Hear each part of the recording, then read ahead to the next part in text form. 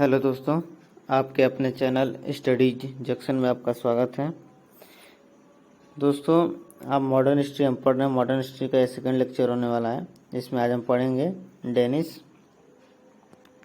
इसके पहले दोस्तों हम बता दें कि यूरोपियन का भारत में आगमन हम पढ़ रहे हैं, जिसमें हमने पुर्तगाल पढ़ लिया है, डच पढ़ लिया है, इंग्लिश पढ़ लिया है, अंग्रेज। अब दोस्तों हम डेनिस और फ्रांस को देख लेते हैं। उसके बाद दोस्तों पूरी तरह से अंग्रेजों को ही पढ़ना है हमें, तो पढ़ेंगे उनको। चलिए शुरू करते हैं डेनिस से। डेनिस दोस्तों 1616 में भारत आते हैं। कुछ खास काम करते हैं नहीं, इनका बस दो ही काम है। पहला तो एक याद रखिएगा कि 1600 में आते हैं, 1616 में। और दूसरा ये कि इनकी जो पहली फैक्ट्री है 1620 में त्रावणकोर में वो लोग बनाते हैं, व्यापारी खुट्टी बनाते हैं। बात की जाए उसके बाद जो डेनिस थे, ये सब कुछ अपना बेचकर अंग्रेजों को चले जाते हैं। डेनिस सब कुछ बेचकर चले जाते हैं। किसको बेचते हैं? तो अंग्रेजों को बेचते हैं। नेक्स्ट पढ़ते हैं दोस्तों फ्रांसिस के बारे में। जो फ्रांसिस थे, बात की जाए जो फ्रांसिस 1664 में कंपनी स्थापित करते हैं। और जो कंपनी स्थापित करते हैं, ये कंपनी कैसी होती है? तो कंपनी सरकारी होती है। बात की जाए फ्रांस है, इस समय जो 1664 में कंपनी स्थापित कर दी, इस समय जो फ्रांस में लुई 14 का शासन चल रहा है। अब बात की जाए इस समय जो फ्रांस है, फ्रांस में ही जो वित्त मंत्री है वो कोलबर्ट है। उसके ठीक 4 साल बाद 1668 में वो लोग भारत आते हैं, भारत में प्रवेश करते हैं। और यहाँ पर पहली फैक्ट्री वो सूरत में बनाते हैं। पहली फैक्ट्री बना दिए। अब यहाँ पर ये हुआ कि नेतृत्व कौन करेगा? तो यहाँ का नेतृत्व जो है वो गवर्नर को रखे, जो गवर्नर था फ्रांसिस कैरे। इस व्यापारिक फैक्ट्री का फ्रांसिस कैरे ने नेतृत्व किया। बात की दोस्तों इस समय जो हमारा शासन चल रहा है दिल्ली में, वो मुगल काल का चल रहा है। और मुगल काल में इस समय जो शासक है वो है औरंगजेब।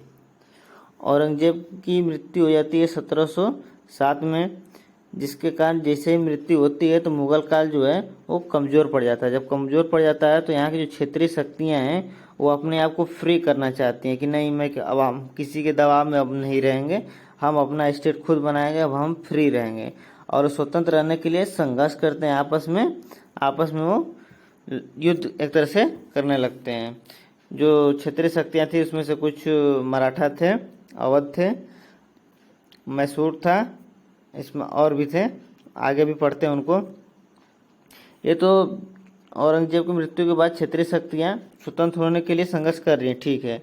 लेकिन इसी बीच कुछ बाहरी भी शक्तियाँ हैं जो अपना अस्तित्व इंडिया में रखना चाहती हैं, भारत में रखना चाहती हैं, जो थी इंग्लैंड और फ्रांस। इसी समय की बात है दोस्तों। इस समय जो है वर्ल्ड लेवल पर एक युद्ध भी चल रहा है। और किसके बीच में चल रहा है? तो इंग्लैंड और फ्रांस के बीच में चल रहा है। और यह सप्तवर्षीय युद्ध चल रहा है। चूँकि वर्ल्ड लेवल पर इंग्लैंड और फ्रांस के बीच में सप्तवर्षीय युद्ध चल रहा है, तो इसी को देखते हुए यहाँ इंडिया में भी जब इंग्लैंड और फ्रांस है तो यहाँ भी ये लोग आपस में युद्ध करने लगते हैं। किस बात के लिए? तो दोस्तों ये पूर्वी तट पर यहाँ पर एक कॉर्नेटिक क्षेत्र था, जिसे हम हिंदी में कर्नाटक कहते हैं। ध्यान दीजिएगा, आज का जो कर्नाटक है यह पश्चिमी तट पर है, लेकिन हम बात कर रहे हैं पूर्वी तट की। यह कर्नाटक नहीं, कॉर्नेटिक था, इसका हिंदी में नाम कर्नाटक है। तो इंग्लैंड और फ्रांस जो थे इस कॉर्नेटिक क्षेत्र को अपना अधिकार प्राप्त करने के लिए, नहीं कि यहाँ पर हमारा अस्तित्व होगा, यहाँ पर हमारा शासक होगा, ये लोग कॉर्नेटिक क्षेत्र पर अपना उत्तराधिकार के लिए संघर्ष होता है। कि मतलब जो अंग्रेज कहता है कि यहाँ पर हमारा उत्तराधिकार होगा और फ्रांस कहता है हमारा उत्तराधिकार। इस बात पर इन दोनों में युद्ध होता है, जिसे हम कर्नाटक युद्ध कहते हैं। बात की जाए कितने युद्ध होते हैं, तो 3 युद्ध होते हैं, जो 1746 से लेकर 1763 तक चलता है। अब हम दोस्तों इन कर्नाटक युद्ध या कॉर्नेटिक युद्ध को तीनों को डिटेल में देख लेते हैं। बात करें दोस्तों, जो फर्स्ट कॉर्नेटिक वार होता है यह 2 साल चलता है, 1746 से 1748 में। और यह जो युद्ध था एक्सलॉस ऑफेल की संधि से समाप्त होता है। फिर सेकेंड कॉर्नेटिक वार होता है दोस्तों 1749 से 1754 तक, जो पौंडीचेरी की संधि से समाप्त होता है। और बात किया जाए इस समय दोस्तों, जो फ्रांस था, फ्रांस का गवर्नर कौन था? तो डुप्ले था। और इस सेकेंड कॉर्नेटिक वार में फ्रांस हार जाता है। नेक्स्ट देखते हैं दोस्तों थर्ड कॉर्नेटिक वार। थर्ड कॉर्नेटिक वार 1758 से 1763 तक चलता है। और दोस्तों इसी समय बात किया जाए कि 1756 में सप्तवर्षीय युद्ध जो है वो शुरू हो चुका है और चल रहा है। और इसी सप्तवर्षीय युद्ध में 1763 की पेरिस की संधि होती है। और दोस्तों इसी सप्तवर्षीय युद्ध के समापन के बाद ही कॉर्नेटिक वार का भी समापन हो जाता है। और इसी पेरिस कह सकते हैं कि जो पेरिस की संधि होती है, इसके बाद युद्ध हमारा कॉर्नेटिक वार का समाप्त हो जाता है।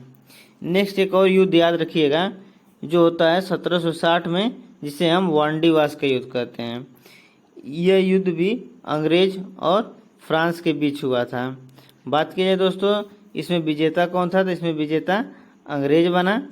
बात किया जाए जो अंग्रेज और फ्रांस युद्ध कर रहे थे, इसमें अंग्रेज की तरफ से गवर्नर कौन था? तो ऑयरकोट था, जो ईस्ट इंडिया कंपनी से था। जो फ्रांस की तरफ से काउंट द लिली गवर्नर था। क्वेश्चन है दोस्तों कि सेकेंड आंग्र फ्रांस युद्ध में कौन सी संधि हुई थी? जो दूसरा अंग्रेज और फ्रांस कह लीजिए, अंग्रेज फ्रांस में युद्ध हुआ था, उसकी संधि, उसमें कौन सी संधि हुई? ऑप्शन ए अलीनगर की संधि, ऑप्शन बी एक्सला-शापेल की संधि, ऑप्शन सी पौंडीचेरी की संधि, या ऑप्शन डी पेरिस की संधि। तो हम बताएं दोस्तों, एक्सला-शापेल की संधि फर्स्ट कॉर्नेटिक वार में होता है, और पौंडीचेरी की संधि सेकेंड कॉर्नेटिक वार में होता है, और पेरिस की संधि थर्ड कॉर्नेटिक वार में होता है। लेकिन हमसे पूछा गया है सेकेंड कॉर्नेटिक वार, उसी को आंग्ल फ्रांस युद्ध कहते हैं। तो यह ऑप्शन नंबर सी सही हो जाएगा, पौंडीचेरी की संधि। नेक्स्ट देखते हैं दोस्तों इस क्लास की पीडीएफ आप हमारे Telegram channel study junction official से प्राप्त कर सकते हैं। दोस्तों यदि आप हमारे चैनल पर नए हैं तो चैनल को सब्सक्राइब कर लीजिए, बेल आइकन को प्रेस कर लीजिए, जिससे आपको हमारी सभी क्लासेस आपको सही समय पर मिलती रहे। नेक्स्ट देखते हैं दोस्तों पॉलिटी पूरी कंप्लीट हो चुकी है। पॉलिटी का आप रिवीजन हमारे प्लेलिस्ट से कर लीजिए, डिस्क्रिप्शन में लिंक दिया हुआ है। दोस्तों अब हमने देखिए पांचों पढ़ लिए हैं। जो यूरोपियन थे हमारे इंडिया में आते हैं, पुर्तगाली, डच, अंग्रेज, डेनिश और फ्रांस। अब बात की जाए दोस्तों कि जो ये लोग आ चुके हैं, तो हम इनके बारे में हम सब कुछ पढ़ चुके हैं। यह एक चार्ट बना है कि जो अक्सर पूछ लिया जाता है कि कौन सी कंपनी कब आई थी और उसकी पहली स्थापन कंपनी कौन थी, कि उन्होंने पहली कंपनी कहाँ स्थापित की थी। तो देखिए जो पुर्तगाल था, पुर्तगाल ईस्ट इंडिया कंपनी, यह 1498 में आती है, और कोचिन 1503 में पहली व्यापारिक कोठी बनाती है। नेक्स्ट दोस्तों डच आता है, और यह 1602 में मसूलीपट्टनम में 1602 में आता है, और 1605 में फर्स्ट व्यापारिक कोठी मसूलीपट्टनम में बनाते हैं। दोस्तों सभी के सामने EIC लगा हुआ है, क्योंकि ये लोग ईस्ट इंडिया कंपनी की तरफ से आए हुए थे। अंग्रेज, नेक्स्ट देखते हैं तीसरा, अंग्रेज ईस्ट इंडिया कंपनी, जो 1600 में आते हैं, और यह 1608 ईस्वी में सूरत में अपना पहला व्यापारिक कोठी बनाते हैं, जो कि अनौपचारिक रूप से बनाते हैं, और यह पश्चिमी तट पर बनता है। नेक्स्ट देखते हैं दोस्तों डेनिश ईस्ट इंडिया कंपनी, जो 1616 में आए थे, और यह त्रावणकोर में पहली व्यापारिक कोठी बनाते हैं 1620 ईस्वी में। नेक्स्ट फ्रांस आता है दोस्तों 1664 ईस्वी में, और ठीक 4 साल बाद सूरत में यह फर्स्ट व्यापारिक कोठी बनाता है। दोस्तों एग्जाम में अक्सर पूछ लेता है कि पहले यूरोपियन कंपनी कौन आया था, बाद में कौन आया था। तो इसको याद करने के लिए आप एक ट्रिक याद रखिएगा। ट्रिक है दोस्तों कि पुत्र ने डच में अंग्रेजी डिश फ्री में खाई। पुत्र ने डच में अंग्रेजी डिश फ्री में खाई। पुत्र से पुर्तगाल, डच से डच, अंग्रेजी से अंग्रेजी, डिश से डेनिश, और फिश फ्री से फ्रांस। इसको आप याद रखिएगा। क्रम क्या है? पुर्तगाल, डच, अंग्रेजी, डिश, फ्रांस, डिश, डेनिश। दोस्तों कंटेंट अच्छा लगा तो कंटेंट को लाइक कर लीजिए। और सब्सक्राइब कर लीजिए, दोस्तों को शेयर कीजिए, आप लोग अपने ग्रुप में भी शेयर कर दिया कीजिए। नेक्स्ट देखते हैं दोस्तों क्षेत्रीय शक्तियाँ, रीजनल पावर। दोस्तों हम बात कर रहे थे कि अभी चल रहा था शासन किसका, मुगल काल में औरंगजेब का चल रहा था। यह 1707 ईस्वी में इसका निधन हो जाता है। इसके बाद जितनी भी क्षेत्रीय शक्तियाँ थी ये स्वतंत्र होने के लिए आपस में संघर्ष करने लगती हैं कि नहीं हम किसी के दबाव में नहीं रहेंगे। वो जो क्षेत्रीय शक्तियाँ थी जिसमें बंगाल था, हैदराबाद, कर्नाटक, मैसूर, अवध, मराठा, सिख। आप मैप से ध्यान दीजिए, मैप को याद रखेंगे तो अच्छा होगा। ये जो मैप है दोस्तों यह 18वीं शताब्दी का है, ये आज का मैप नहीं है, तो इसलिए हमने ऐसा बनाया हुआ है। इसमें बंगाल भी शामिल है, पाकिस्तान भी शामिल है, कई क्षेत्र शामिल हैं। इसमें देखिए कि ये तो दिल्ली हमारा है और इसी के नीचे पानीपत, मराठा में जो शासन था गायकवाड़ थे, पेशवा था, होलकर था, शिंदे थे। इसमें यहाँ पे सिख, राजपूत, बंगाल, अवध, हैदराबाद और मैसूर। तो ये लोग स्वतंत्र होने के लिए दोस्तों जो शिंदे, होलकर, पेशवा ये लोग आपस में लड़ने लगे। अंग्रेज इस बात का फायदा उठाए। अब देखिए ये जो क्षेत्र था कर्नाटक का था, हम बताया कर्नाटक वार होता है किसके बीच में, अंग्रेजों और फ्रांस के बीच में। दोस्तों पहले का जो बंगाल था, पहले का बंगाल और आज के बंगाल, पहले का बंगाल तो बंगाल था, लेकिन आज का जो पश्चिम बंगाल है वो अलग है। बात की जो पहले का बंगाल था इसमें कौन कौन क्षेत्र इस समय के थे, इसमें बिहार था, झारखंड, पश्चिम बंगाल, उड़ीसा और बांग्लादेश। बात की है दोस्तों कि जो बंगाल क्षेत्र था ये महत्वपूर्ण क्यों था, तो महत्वपूर्ण का मेन कारण था दोस्तों कि यहाँ पर गंगा और ब्रह्मपुत्र नदी का डेल्टा बनता था, जिससे यहाँ की जो मिट्टी थी वो उपजाऊ होने के कारण इस यहाँ पर रेवेन्यू ज़्यादा मात्रा में मिलता था। और दूसरी बात यह थी ये दिल्ली से दूरी अधिक थी। दिल्ली से दूरी अधिक का मतलब यह था कि यह अंग्रेजों के लिए अच्छी बात थी कि दिल्ली में तो शासन चल रहा है मुगल काल का, और यदि हम दिल्ली में ही कोई काम करेंगे तो हमारे पास समस्या उत्पन्न हो जाएगी।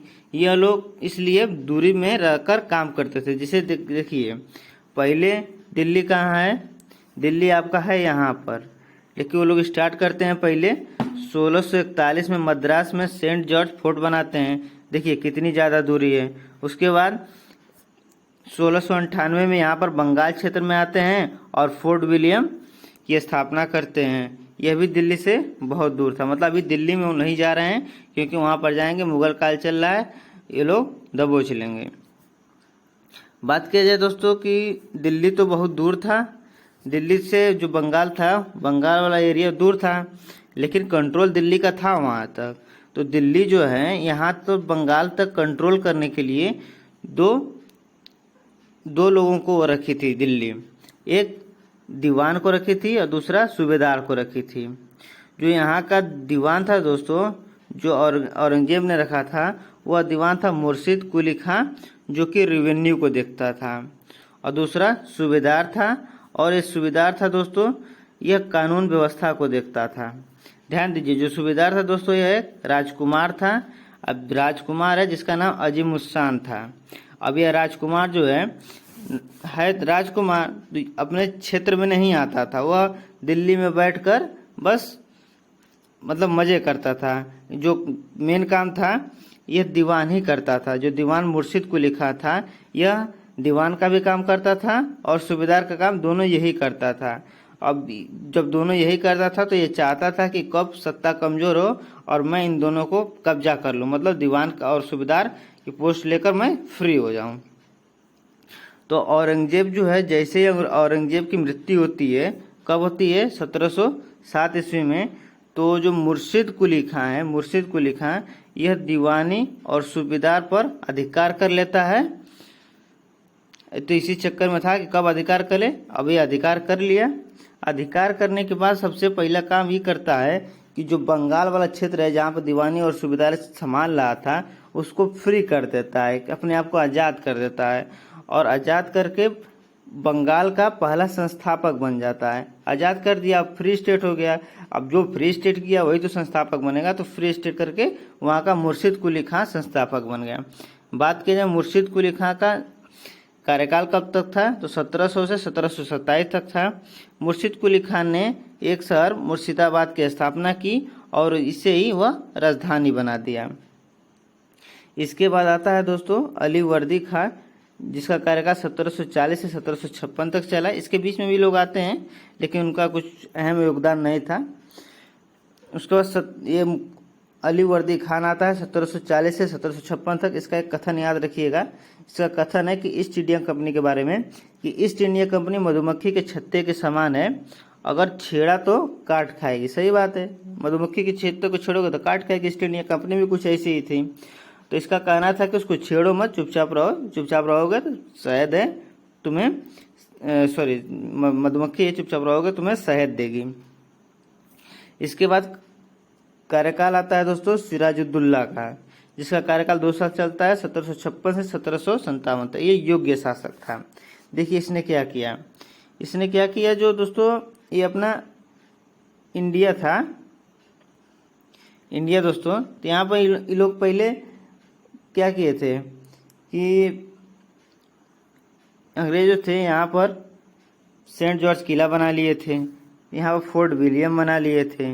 अब फोर्ट विलियम में 1717 में आपको ध्यान होगा हम पढ़ाए थे, फर्रुख सियर जो था बीमार पड़ा था, तो अंग्रेजों ने दवा ववा कराया था, दवा ववा कराकर और उसने कहा फर्रुख सियर क्या चाहिए, तो वो लोग कहे कि हमको निःशुल्क व्यापार करने की अनुमति दे दो। तो फर्रुख सियर जो दस्तक कर देता है, साइन कर देता है कि नहीं, जाओ अधिकार देता है कि जाओ तुम लोग निःशुल्क व्यापार करो, लेकिन वो लिमिट देता है कि नहीं तुम लोग लिमिट क्षेत्र में व्यापार कर सकते हो।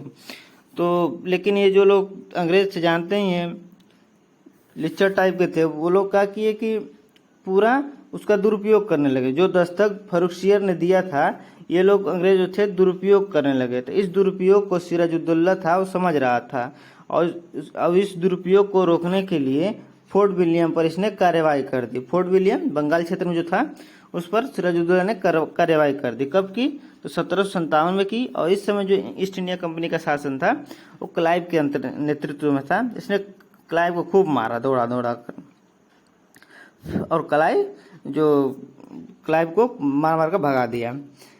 फिर कलकत्ता का नाम उसने अब अलीनगर कर दिया। जो इस समय क्षेत्र था उस समय कलकत्ता हो गया था, और उसने कलकत्ता का नाम अलीनगर बदल दिया।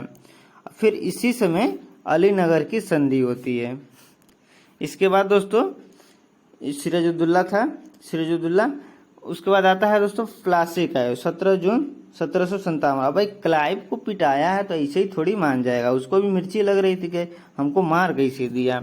तो क्या करता है कि सिराजुद्दौला जो था, सिराजुद्दौला से क्लाइव युद्ध करने लगता है, युद्ध की रणनीति बनाता है। युद्ध की रणनीति बनाने से पहले जो सिराजुद्दौला था, सिराजुद्दौला के सेनापति जो था मीर जाफर से क्लाइव मिल जाता है, और जिससे यह सिराजुद्दौला हार जाता है। क्योंकि जो सिराजुद्दौला का सेनापति था मीर जाफर, यह सिराजुद्दौला के साथ विश्वासघात कर लेता है। अब बताइए सेनापति ही है जो सेनाओं का नेतृत्व करता है, वही युद्ध मेरे साथ नहीं देगा तो शासक कैसे जीतेगा। यह विश्वासघात कर दिया, युद्ध हुआ ही नहीं और क्लाइव जीत गया। ध्यान दीजिए, मीर जाफर को क्लाइव का गीदड़ कहा गया है। अब बात कीजिए, क्वेश्चन आता है कि सिराजुद्दौला का सहायता किसने किया था। तो सहायक तो था मदन और मोहन ने सिराजुद्दौला का साथ दिया था, और सेनापति जो था मीर जाफर, ये विश्वासघात कर दिया। अब क्लाइव जीत गया। अब क्लाइव जीत गया है किसके कारण, मीर जाफर के कारण किया है, जीता है, क्योंकि विश्वासघात करके जिताया था। तो इसलिए मीर जाफर को बंगाल का नवाब बना दिया जाता है। बंगाल का नवाब बनने को बन जाता है, लेकिन इससे संभलता है नहीं कार्य, तो कहता है मुझसे नहीं होगा। तो क्लाइव कहता है चलो हटो, जब तुमसे काम नहीं हो रहा है तो नहीं हटो। उसके बाद बंगाल का नवाब बनाया जाता है मीर कासिम को, बंगाल का नवाब बनता है। ये पहला काम ही करता है कि जो मुर्शिदाबाद राजधानी थी, इसकी राजधानी को मुंगेर ले आया, और इस मुंगेर में जर्मन वाल्टर को नियुक्त कर दिया। नेक्स्ट देखते हैं दोस्तों बक्सर का युद्ध। बक्सर का युद्ध होता है दोस्तों 22 अक्टूबर 1764 को, जो कि किसके बीच में होता है, तो ईस्ट इंडिया कंपनी और अवध, बंगाल और मुगल सम्राट के बीच में होता है। बात किया जाए ईस्ट इंडिया कंपनी की तरफ से किसने नेतृत्व किया, तो हेक्टर मुनरो ने नेतृत्व किया। अवध की तरफ से शुजाउद्दौला ने नेतृत्व किया। बंगाल की तरफ से मीर कासिम ने नेतृत्व किया और मुगल सम्राट की तरफ से शाह आलम द्वितीय ने नेतृत्व किया। अब इसमें दोस्तों जो ईस्ट इंडिया कंपनी थी वो जीत जाती है, किसके नेतृत्व में, मुनरो के नेतृत्व में।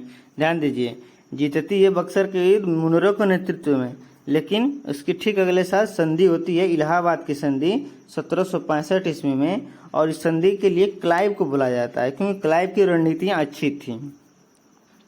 इस क्लाइव को बुलाया जाता है कि आओ क्लाइव और तुम अवध, बंगाल और मुगल के साथ संधि बनाओ, क्योंकि हम लोग इस पर अपना अधिकार कर लिए, जीत गए हैं। क्लाइव आता है और जो अवध के दो क्षेत्र हैं इलाहाबाद और कड़ा, कहता है कि इलाहाबाद और कड़ा का राजस्व मुगल सम्राट को दिया जाएगा। फिर दूसरा, अवध पर जुर्माना लगाता है 50 लाख रुपए का क्लाइव। फिर दोस्तों जो बंगाल था वो कहता है कि बंगाल का दीवानी अधिकार ईस्ट इंडिया कंपनी के पास होगा। बात किया जाए बंगाल में द्वैध शासन की शुरुआत किसने की, तो क्लाइव ने की। नेक्स्ट देखिए जो बंगाल है, बंगाल में द्वैध शासन में क्या होता है कि एक दीवानी और दूसरा नवाब, मतलब जो रिवेन्यू, जब पैसा वाला क्षेत्र होगा वो दीवानी कहलाएगी और जहाँ खर्चा वगैरह है वो नवाब होंगे। मतलब जो रिवेन्यू होगा वो दीवानी के अंतर्गत होगी और ये कौन रखेगा, ये रखेंगे ईस्ट इंडिया कंपनी। और नवाब की बात किया जाए तो नवाब क्या करेंगे, खर्चा करेंगे। अब बात की जाए जो दीवानी और नवाब थे ये ड्यूअल सिस्टम आ गया, बात किया जाए कि ड्यूअल सिस्टम का स्टार्ट कौन करता है, क्लाइव करता है। और बात की जाए कि ड्यूअल सिस्टम का बाद में अंत कौन करेगा, तो वारेन हेस्टिंग करेगा। इनको आगे हम पढ़ेंगे। दोस्तों अब तक जितना हमने पढ़ा है उसको हम शॉर्ट नोट्स में रिवीजन कर लेते हैं फटाक से। देखिए बंगाल आज हम पढ़े हैं, बंगाल में क्या है, यहाँ पर भू राजस्व सर्वाधिक है, ठीक है। ये दिल्ली से दूर है। और यहाँ पर जो औरंगजेब शासन में दो पोस्ट रखता है, एक दीवान का पोस्ट और एक सूबेदार का पोस्ट। दीवान का पोस्ट मुर्शिद कुली खां को देता है और सूबेदार का पोस्ट अजीमुद्दीन को देता है। जो मुर्शिद कुली खां था यही बाद में बंगाल को आज़ाद कराकर मुर्शिदाबाद को राजधानी बना देता है। फिर उसके बाद अलीवर्दी खां आता है और ये कहता है कि ईस्ट इंडिया कंपनी मधुमक्खी के समान है, इसके छोड़ोगे तो काट खाएगी, छोड़ दोगे शांत रहोगे तो शहद देगी। उसके बाद आता है सिराजुद्दौला आता है। इसका काम ये करता है, कलकत्ता का नाम बदलकर अलीनगर कर देता है। इसी के काल में 17 जून 1757 में इसी के साथ प्लासी का युद्ध होता है। इस प्लासी के युद्ध में मीर जाफर के विश्वासघात के कारण सिराजुद्दौला हार जाता है। उसके बाद मीर कासिम आता है। जो मीर कासिम है ये मुर्शिदाबाद जो राजधानी बनी थी इसको मुंगेर कर देता है। उसके बाद 1764 में बक्सर का युद्ध होता है। इसमें क्या है, ईस्ट इंडिया कंपनी का नेतृत्व मुनरो करता है और जीत जाता है।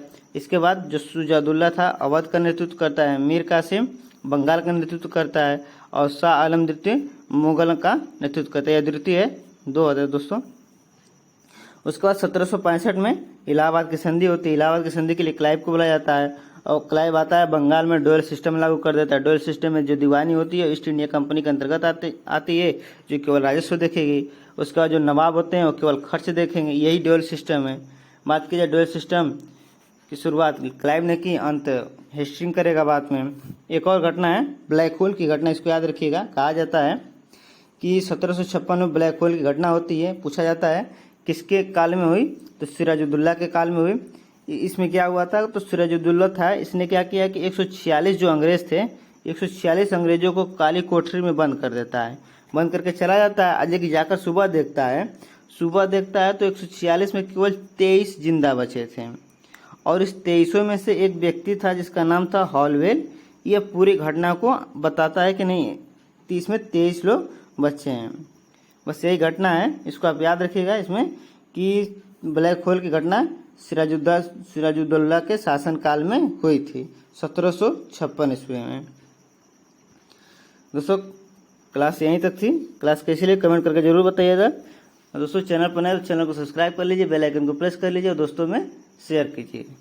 थैंक यू दोस्तों।